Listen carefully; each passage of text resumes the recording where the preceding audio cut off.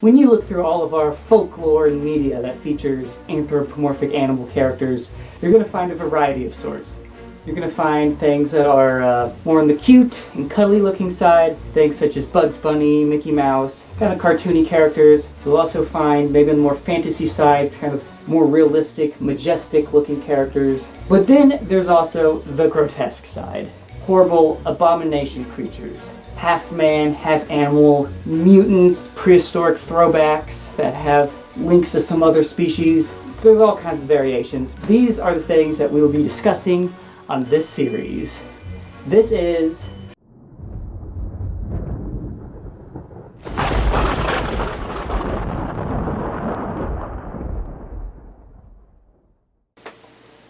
hopefully you enjoyed that opening title. I plan to use that in all of it, every episode. I don't know. So anyway, basically anything horror related that features anthropomorphic animals.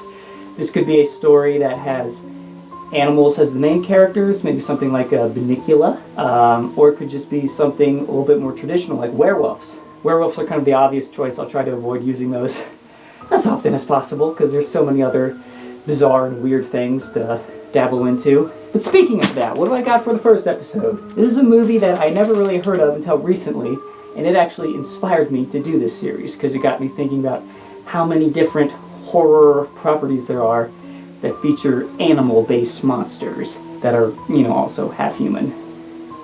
It's kind of part of the qualifications. So for this first episode, we'll be taking a look at Terror is a Man.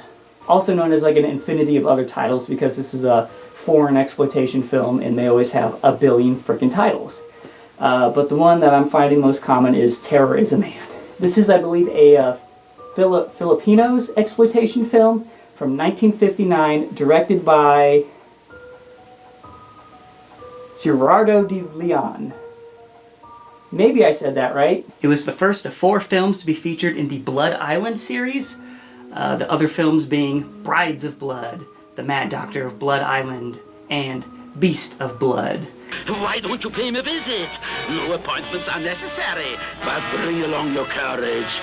I know I've at least seen the last 2 of those movies, but it was over a decade ago, so my memory is very thin of what they're about, so I'm just going to focus on the main feature at hand here today. In the film, our main protagonist, William Fitzgerald, is stranded on an island after being in a shipwreck. Lucky for him, the island is inhabited. Not so lucky, one of the inhabitants is a mad doctor who has created a half-man, half-panther beast that has been killing the villagers. If any of this sounds familiar, that would probably be due to the fact that this is a blatant ripoff of The Island of Dr. Moreau, the classic story by H.G. Wells, who also wrote War of the Worlds. The only major difference between Moreau and this film is that in The Island of Dr. Moreau, there was like an entire island filled with a variety of half-man, half-beasts of all sorts, and this film just has the Panther Man. So anyway, ripoff or not, this film is pretty entertaining. Entertaining enough for any fan of like classic horror movies of like the 50s era, 50s, 60s even, I would say. And the Panther Man actually manages to be pretty creepy looking at times. It is, I'd say, pretty decent makeup.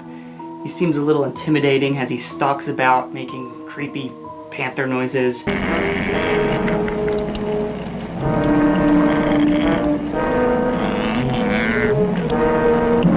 Now I'm going to move on to my rating system. I figured I would do a rating system kind of based on the 3 main types of horror that horror films tend to use. That's kind of like gory shock, gross out factor.